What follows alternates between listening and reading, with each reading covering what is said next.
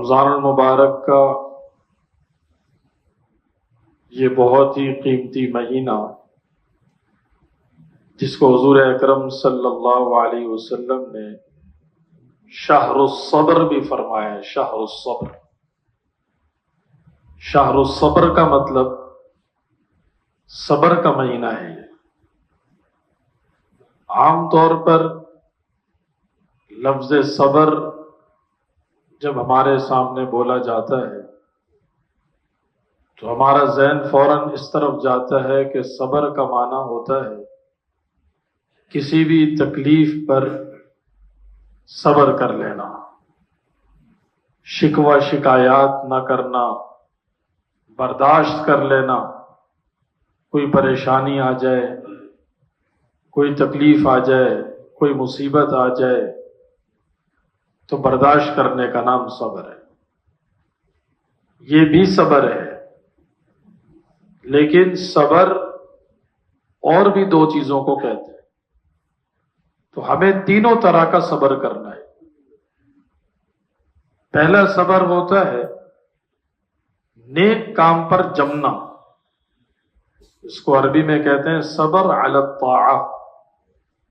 نیک کام پر اپنے آپ کو جمانا، نماز پڑھنی ہی ہے، روزہ رکھنا ہی ہے، تراویح کی نماز ادا کرنی ہی ہے، اگرچہ دل نہ چاہ رہا ہو، اگرچہ مصروفیات سامنے آ رہی ہو، لیکن اس کے باوجود یہ کام تو کرنا ہی ہے، اللہ کا حکم ہے۔ روزہ رکھنا ہی ہے، اسی طرح سچ بولنا ہی ہے، اور اللہ کی عبادات میں وقت لگانا ہی ہے، قرآن کریم کی تلاوت کرنی ہی ہے، زکوٰۃ اگر ادا کرنی ہے پورا حساب لگا کر ادا کرنی ہے تو ادا کرنی ہی ہے۔ اس میں کبھی بھی دیکھیں ہوشیاری نہیں کرنی چاہیے، پیسہ بچانا نہیں چاہیے، اور ایسے ہیلے نہ کرنے چاہیے کہ جس کی وجہ سے ہماری زکاتیں بچ جائیں۔ کفار مکہ، مشرکین مکہ، وہ بھی بڑی ہوشیاری کرنے کی کوشش کیا کرتے تھے، تو اللہ تعالیٰ ان سے فرمایا کرتے تھے کہ تم ایک تدبیر کرتے ہو، اللہ کی تدبیر تم سب کی تدبیروں پر غالب آ جائے گی، ہماری ہوشیاریاں فیل ہو جائیں گی۔ ہم کچھ سوچتے ہیں لیکن ہمارے سوچنے سے کچھ نہیں ہوتا، اللہ تعالیٰ کے چاہنے سے ہوتا ہے۔ ہو سکتا ہے کہ ہم تھوڑا سوچ بچار کر کے اپنے آپ کو سیف سائڈ کر رہے ہوں، وہی ہمارے لیے خطرے کی گھنٹی ہو۔ اس لیے مسلمان جو ہوتا ہے، مسلمان کے اندر ایک صفت ہوتی ہے، صفت توکل۔ توکل کا مطلب ہوتا ہے اللہ پر بھروسہ۔ وہ یہ سمجھتا ہے کہ مجھے اس چیز میں بظاہر نقصان نظر آ رہا ہے، لیکن اللہ کا حکم ہے، اللہ کے حکم میں کبھی نقصان ہو نہیں سکتا، اگرچہ نقصان نظر آ جائے لیکن اللہ تعالیٰ اس میں انشاءاللہ تعالیٰ فائدہ ڈالیں گے۔ ہمیں اپنی سمجھداری اور اپنی عقل کو سائڈ پر رکھنا ہے اور اللہ تعالیٰ کے حکم کو سامنے رکھنا۔ اس لیے میں عرض کر رہا ہوں کہ رمضان مبارک میں عام طور پر لوگ اپنا مال خرچ کرتے ہیں، زکوٰۃ بھی دیتے ہیں، صدقات بھی دیتے ہیں، عطیات بھی دیتے ہیں، اور خوب سخاوت کا مظاہرہ کرتے ہیں۔ ان کے ذہن میں یہ بات ہونی چاہیے کہ حضور اکرم صلی اللہ علیہ وسلم نے فرمایا کہ روزانہ آسمان سے دو فرشتے نازل ہوتے ہیں، ایک دعا کے لیے اور ایک بد دعا کے لیے۔ دعا والا کہتا ہے اللہم اعطی منفقا خلفا، یا اللہ جو آپ کے راستے میں مال خرچ کر رہا ہے، یا اللہ اس کو مزید مال عطا فرما، اس کو بہترین نعم البدل عطا فرما۔ اس لیے خرچ کرنے والے کو کبھی ڈرنا نہیں چاہیے کہ میری جیب سے، میرے اکاؤنٹ سے پیسہ نکل رہا ہے، یہ کم ہو رہا ہے۔ یہ کم نہیں ہو رہا، یہ فرشتوں کی دعائیں لے کر آ رہا ہے، اور اللہ تعالیٰ اس کو بڑھائیں گے، اللہ تعالیٰ اس کو جنت کا ذریعہ بنائیں گے، اللہ تعالیٰ اس کو اپنی محبت کا ذریعہ بنائیں گے۔ اس لیے حضور اکرم صلی اللہ علیہ وسلم نے فرمایا کہ سخی اللہ کے بھی قریب ہے اور جنت کے بھی قریب۔ اور جو بندہ اپنا مال بچاتا ہے اور اپنی ہوشیاریاں لگاتا ہے کہ یوں کر لو، اس طرح سے کر لو تو اتنا نہیں دینا پڑے گا، اتنے سے بچ جائیں گے، اتنا سیو ہو جائے گا، اتنا سارا چلا جائے گا، اتنی تو زکوٰۃ ہی ہر سال نکل جاتی ہے، ہر سال سونا کم ہو جاتا ہے۔ کم کچھ بھی نہیں ہوتا۔ حضور اکرم صلی اللہ علیہ وسلم نے فرمایا کہ دوسرا فرشتہ یہ کہتا ہے کہ اللہم اعط ممسکا تلفا، کہ اللہ جو آپ کے راستے میں مال خرچ نہیں کر رہا، یا اللہ اس کے مال کو تلف کر دے، اس کے مال کو ضائع کر دے۔ اس لیے خرچ نہ کرنے والے کا مال کم ہوتا ہے، خرچ کرنے والے کا مال بڑھتا ہے۔ نظر ہمیں کچھ اور آتا ہے لیکن ہم نظر کے پابند نہیں ہیں، ہم اللہ کے حکم کے پابند ہیں۔ اس لیے کہ قرآن کریم کی پہلی آیت ہی ہم نے یہ پڑھی ہے کہ الذین یؤمنون بالغیب، کہ ہم غیب پر ایمان لاتے ہیں، ہم آنکھوں کی دیکھی ہوئی چیزوں کے ماننے کے پابند نہیں ہیں۔ ہم نے جنت جہنم کو نہیں دیکھا، ہم نے حضور اکرم صلی اللہ علیہ وسلم پر قرآن نازل ہوتے ہوئے نہیں دیکھا، ہم نے جناب نبی کریم صلی اللہ علیہ وسلم کی حیات مبارکہ کو نہیں دیکھا، لیکن جس طرح اس وقت سورج کے نکلنے کا یقین ہے، اس سے زیادہ ہمیں دوسری چیزوں کا یقین ہے۔ یہ ایمان کی نشانی ہے۔ تو بہرحال صبر کا ایک مطلب ہوتا ہے نیکی کرنا اور نیکی پر جم جانا، پابندی سے نیکی کرنا۔ صبر کا دوسرا معنی ہوتا ہے اپنے آپ کو گناہوں سے بچانا۔ اس کو عربی میں کہتے ہیں صبر عن المعصیہ۔ گناہوں کے اسباب ہیں، گناہوں کے مواقع ہیں بہت سارے، لیکن اس کے باوجود ہم اس لیے نہیں کرتے کہ ہم یہ کہتے ہیں کہ اللہ نے منع کیا، اللہ کا ڈر ہے، اللہ کا خوف ہے۔ جیسے آج کل آپ دیکھ لیں، ایک بندہ روزے دار ہوتا ہے، اس کا منہ بھی خشک ہے، اس کے ہونٹوں سے پتہ چل رہا ہے، اگلا بندہ اس پر رحم ترس کھا کر اس کو پانی کا گلاس پیش کرتا ہے کہ بھائی پی لو، بھائی پی لو، آپ کو پیاس لگ رہی ہے، آپ کے ہونٹ اتنے خشک ہو رہے ہیں، آپ کو پریشانی ہو رہی ہوگی۔ ہمیں اس بندے پر غصہ آتا ہے کہ کیا کر رہے ہو، روزہ توڑوانا چاہتے ہو کیا؟ روزے کے دوران میں کسی قیمت پر پانی نہیں پی سکتا۔ دیکھیں یہ کیا چیز ہے جو ہمیں پیاس کے باوجود پانی سے روک رہی ہے؟ یہ اللہ کا ڈر اور اللہ کا خوف ہے۔ اللہ تعالی ہمیں اس کی مشق کرا کے ساری زندگی کے لیے سبق دینا چاہتے ہیں کہ اللہ کے حکم پر ایک حلال چیز کو چھوڑا ہے، پانی، ایک جائز چیز کو چھوڑا ہے، پانی، تو اسی اللہ تعالیٰ کے حکم کو سامنے رکھتے ہوئے رمضان کے بعد حرام چیزوں کو بھی چھوڑنا ہے۔ تو جو بندہ گناہ نہیں چھوڑتا وہ بندہ صابر نہیں ہے، صبر سے عاری ہے وہ۔ اور صبر آپ یقین کریں اتنی بڑی چیز ہے، اتنی بڑی چیز ہے کہ اللہ تعالیٰ نے فرمایا ہے کہ انما یوفی الصابرون اجرہم بغیر حساب، کہ اللہ تعالیٰ صبر کرنے والوں کو بے حساب عطا فرماتا ہے، کوئی گنتی نہیں۔ اور جنتیں جو ملیں گی قیامت میں، اس کے بارے میں اللہ تعالیٰ نے فرمایا کہ وَجَزَاهُمْ بِمَا صَبَرُوا جَنَّةً وَحَرِيرًا، کہ اللہ تعالیٰ جو جنتیں عطا فرمائیں گے وہ صبر کی وجہ سے عطا فرمائیں گے۔ صبر کا مطلب کیا ہے؟ نیکی پر جمے، گناہوں سے بچے۔ اور تیسری آخر میں چیز آتی ہے صبر علی المعصیہ، صبر علی المصیبہ، کہ کوئی تکلیف آ گئی، کوئی پریشانی آ گئی، کوئی مشکل آ گئی تو اس کو برداشت کرنا کہ ٹھیک ہے اللہ تعالیٰ کی طرف سے اگر میرے لیے یہ مقدر ہے تو میں اللہ تعالیٰ کی تقسیم پر راضی ہوں۔ اس لیے جس طرح حضور اکرم صلی اللہ علیہ وسلم نے اس مہینے کو شہر الصبر کہا ہے، صبر کا مہینہ، تو ہم تینوں چیزیں اپنے اندر لے کر آ جائیں۔ نیکی پر جماؤ اور استقامت بھی ہو، گناہوں سے بچنے کی پابندی بھی ہو، اور مشکلات پر برداشت بھی ہو۔ ایک بات تو یہ۔ دوسری بات یہ ہے کہ رمضان المبارک کا مہینہ جہاں بہت زیادہ خیریں لاتا ہے، بہت زیادہ برکتیں لاتا ہے، بہت زیادہ مغفرتیں لاتا ہے، اتنی خیریں، اتنی برکتیں، اتنی مغفرتیں کہ ہم اس کا اندازہ بھی نہیں کر سکتے۔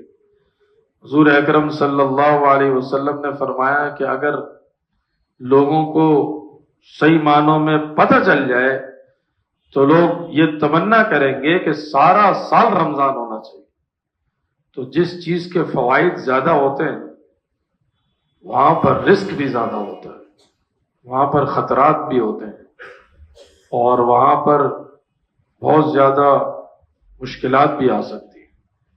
جو چیز بہت فائدہ دیتی ہے وہ کبھی کبھی بہت بڑا جھٹکا بھی مار سکتی ہے۔ جہاں بندہ کاروبار کرتا ہے نا، اس کو بہت بڑا نفع نظر آ رہا ہوتا ہے، تو وہ ساتھ میں یہ بھی ذہن بناتا ہے کہ نقصان کا اندیشہ بھی ہو سکتا ہے، پیسے آ بھی سکتے ہیں تو پیسے جا بھی سکتے ہیں۔ پھر جانے سے ہم احتیاط کرتے ہیں، لیکن دنیا میں احتیاط ہماری ساری فیل بھی ہو جاتی ہے۔ لیکن یہ تو آخرت کے معاملے ایسے ہیں کہ یہاں پر احتیاط فیل نہیں ہوگی، لیکن نا دنیا میں انسان پیپر دینے کے لیے جاتا ہے، پتہ ہی نہیں ہوتا کیا آئے گا، اور اگر پتہ چل جائے تو وہ پیپر آؤٹ ہو جاتا ہے، تو وہ دوبارہ بنایا جاتا ہے، وہ جرم تصور کیا جاتا ہے، پتہ ہی نہیں کیا لکھنا ہوگا، کیا آئے گا، کیا سوال پوچھا جائے گا۔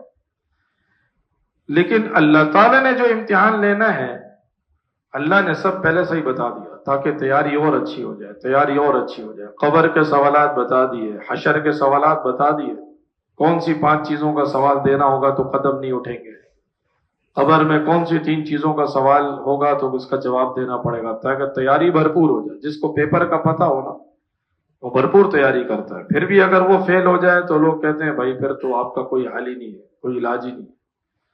تو ہمیں سب کچھ پتہ ہے۔ ایک بات تو یہ۔